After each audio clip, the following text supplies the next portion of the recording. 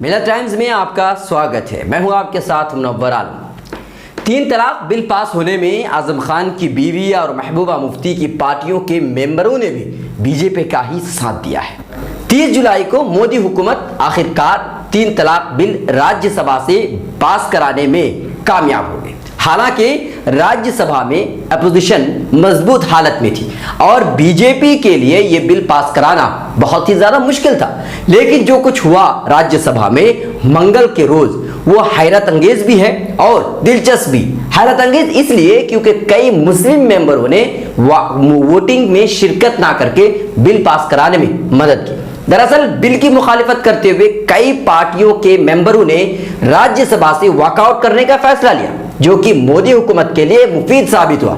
जिस तरह बड़ी तादाद में अपोजिशन पार्टी के मेंबरों ने वॉकआउट किया, ऐसा लग रहा था जैसे वो बिल की मुखालिफत में नहीं है बल्कि उसकी हिमायत कर रहे हैं। दरअसल Janata Dal you, AIADMK, BSP, SP और TRS जैसी पार्टियों ने बिल की मुखालिफत तो की, लेकिन वॉकआउट करते हुए वोटिंग में हिस्सा नहीं लिया। इसके अलावा बीजेपी को BJD की हिमायत भी मिली, जिसकी वजह से बिल पास कराने में आसानी मैसर हो गई। AIADMK के 11, जनता दल यू के 6, BSP के 4 और PDP के 2 राज्यसभा मेंबर मीर फैयाज और उनके साथी भी ऐवान में मौजूद नहीं थे। उन्होंने जबरदस्त तकरीर तो की थी, लेकिन वोटिंग के दौरान वो राज्यसभा में मौजूद नहीं रहे, यानी कि सदन में। इससे बिल में तरमीम का मुतालबा कर रही कांग्रेस को जबरदस्त धक्का लगा। इसके अलावा समाजवादी पार्टी के भी कुछ मेंबर ने वोटिंग में हिस्सा नहीं लिया। समाजवादी पार्टी के जिन मेंबरों ने वोटिंग में हिस्सा नहीं लिया, उनमें आजम खान की बीवी तजीन फातिमा भी है। जराई के मुताबिक समाजवादी पार्टी के 3 मेंबर संजय सेठ, तजीन फातिमा और बीनी प्रसाद वर्मा अपनी सेहत की वजह से राज्यसभा में नहीं आए थे।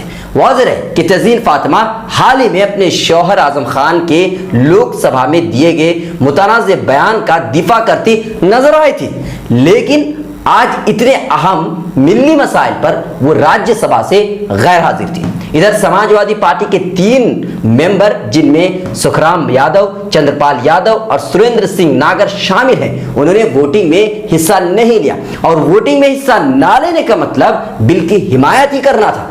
काबिल गौर यह है कि 242 मेंबर वाली राज्यसभा में बीजेपी के 78 और कांग्रेस के 48 मेंबर पार्लियामेंट में हैं। बिल को पास कराने के लिए जरूरी नंबर चाहिए तो वो 121, लेकिन वॉकआउट के बाद बड़ी तादाद में गैर मौजूदगी की सबसे अहम राज्यसभा में बीजेपी की हालत मजबूत हो गई।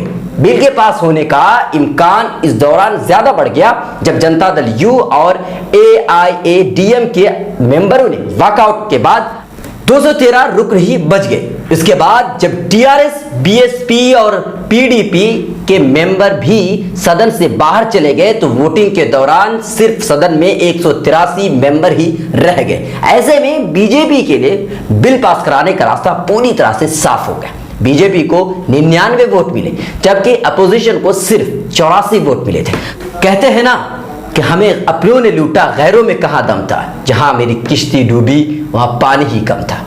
यानी कि ये वही लोग हैं जो सिर्फ दिखावे के लिए अपने मुखौटा तो मुसलमानों के साथ रखते हैं, लेकिन ये लोग असल में कुछ और हैं। हमें समझने और जानने की जरूरत है। इनके चेहरे को, इनके नक्शे को जानने और बेहतर से जानने की जरूरत है।